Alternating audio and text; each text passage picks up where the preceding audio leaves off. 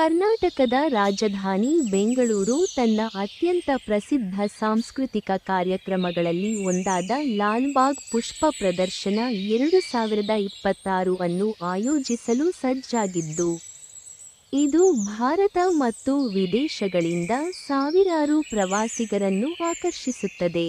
ವರ್ಷಕ್ಕೆ 2 ಬಾರಿ ಗಣರಾಜ್ಯೋತ್ಸವ ಮತ್ತು ಸ್ವಾತಂತ್ರ್ಯ ದಿನದಂದು ನಡೆಯುವ ಈ ಪುಷ್ಪ ಪ್ರದರ್ಶನವು ಅದರ ಅದ್ಭುತ ಹೂವಿನ ಪ್ರದರ್ಶನಗಳು, ಅಪರೂಪದ ಸಸ್ಯ ಸಂಗ್ರಹಗಳು ಮತ್ತು ಸೃಜನಶೀಲ ವಿಷಯಾಧಾರಿತ ಪ್ರಸ್ತುತಿಗಳಿಗೆ ಹೆಸರುವಾಸಿಯಾಗಿದೆ. ಈ ವರ್ಷದ 219ನೇ ಆವೃತ್ತಿಯ ಲಾಲ್‌ಬಾಗ್ ಪುಷ್ಪ ಪ್ರದರ್ಶನವು ಜನವರಿ 14 ರಿಂದ 26, 2026 ರವರೆಗೆ ನಡೆಯಲಿದ್ದು, ಪುಷ್ಪ ಪ್ರಿಯರಿಗೆ ರೋಮಾಂಚಕ ಹಬ್ಬಗಳನ್ನು ಅನ್ವೇಷಿಸಲು ಸುಮಾರು 2 ವಾರಗಳ ಅವಕಾಶ ನೀಡುತ್ತದೆ. ಬೆಂಗಳೂರಿನ ಲಾಲ್‌ಬಾಗ್ ಬೊಟಾನಿಕಲ್ ಗಾರ್ಡನ್ನಲ್ಲಿ ಈ ಪ್ರದರ್ಶನವು ಪ್ರತಿದಿನ ಬೆಳಗ್ಗೆ 9 ರಿಂದ ಸಂಜೆ 6 ರವರೆಗೆ ತೆರೆದಿರುತ್ತದೆ. ಕನ್ನಡ ಬರಹಗಾರ ಮತ್ತು ಪರಿಸರವಾದಿ ಕೆ.ಪಿ. ಅವರ ಪರಂಪರೆಯನ್ನು ಆಚರಿಸುವ ವಿಶಿಷ್ಟ ಹೂವಿನ ಸ್ಥಾಪನೆಗಳು, ಮೊದಲ ರೀತಿಯ ರಂಗಭೂಮಿ ಪ್ರದರ್ಶನಗಳು, ಸಾಹಿತ್ಯ ಚರ್ಚೆಗಳು ಮತ್ತು ಪರಿಸರ ಸ್ನೇಹಿ ಉಪಕ್ರಮಗಳನ್ನು ಸಂದರ್ಶಕರು ಆನಂದಿಸಬಹುದು. ಪೂರ್ಣಚಂದ್ರ ತೇಜಸ್ವಿ ಬೆಂಗಳೂರಿನ ಲಾಲ್‌ಬಾಗ್ ಪುಷ್ಪ ಪ್ರದರ್ಶನ 2026 ರ ಥೀಮ್ ತೇಜಸ್ವಿಯವರ ಪ್ರಯಾಣ.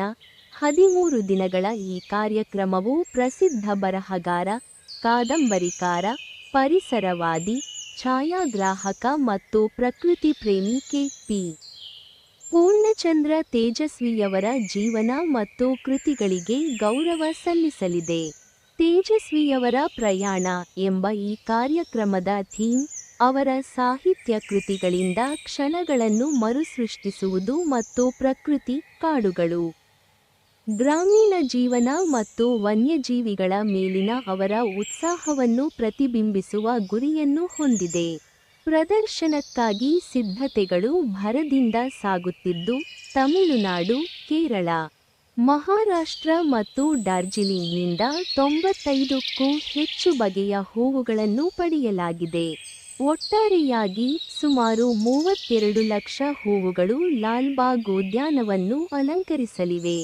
ಇದರಲ್ಲಿ 27 ಲಕ್ಷ ಹೂವುಗಳನ್ನು ಸ್ಥಳೀಯವಾಗಿ ಬೆಳೆಸಲಾಗುತ್ತದೆ.